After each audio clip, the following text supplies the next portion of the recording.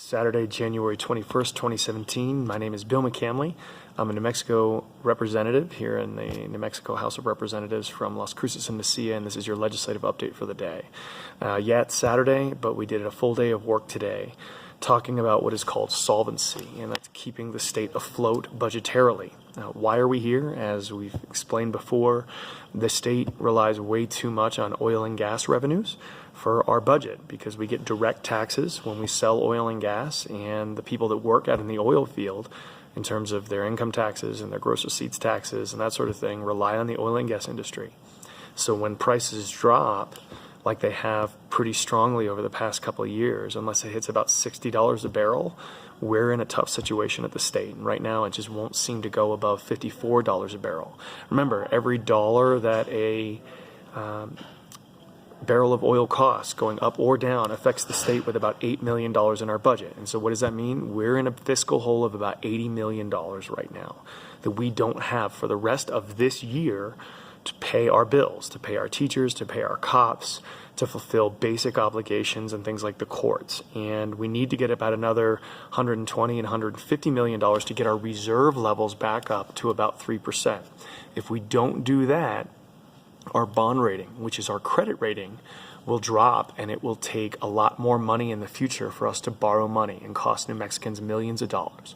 So we are looking at 4 different ways of fixing that right away this year. We need what is called now money.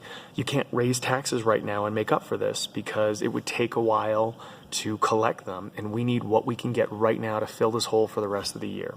So the first thing we're looking at is fairly easy. They were looking at restructuring the accounting mechanisms for fire departments. It shouldn't actually affect the money that fire departments really get, and should raise the state about $40 million by bringing that in now and then paying out the funds that they need with a different accounting mechanism as it comes in. And that was the least controversial of the things that we did. Secondly, the other thing we voted on was freeing up about $8 million in capital expenses. That's infrastructure money that has not been spent yet. There was a huge discussion on the floor today of getting rid of all of our infrastructure funding for next year, but the Democrats did not vote for it for 2 reasons. Number one, we don't actually know what that number is going to be yet. And if we say we're going to raise $60 million and oil and gas prices continue to be low and we can't raise that, and then we're right back to square one. Number two, there's a lot of very important things funded for that. Things like locks on prisons and security cameras at courtrooms and in behavioral health clinics.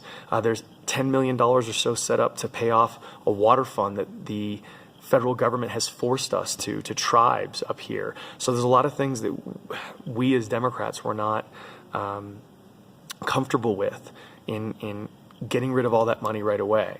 The 2 things that we'll be talking about on Monday are a sweeps bill that will take about $95 million from various different funds around the state. That includes what is called below-the-line funding. That is the governor's discretionary account for education that she has used for things like merit pay, but there is some things like professional development for teachers in there. And LEDA, the Local Economic Development Act, leaves about $25 million in there, but takes the rest of it. And that shouldn't hurt any businesses that are coming in, and we need that money now. The 4th thing is going to be the toughest thing, and that's to take about $49.5 million, asking them from schools. Now, school districts have about $250 million in their accounts that are laid up right now. So it shouldn't hit districts that hard. And the governor, her plan for this was actually to take $120 million. So we're actually asking for less than half of that.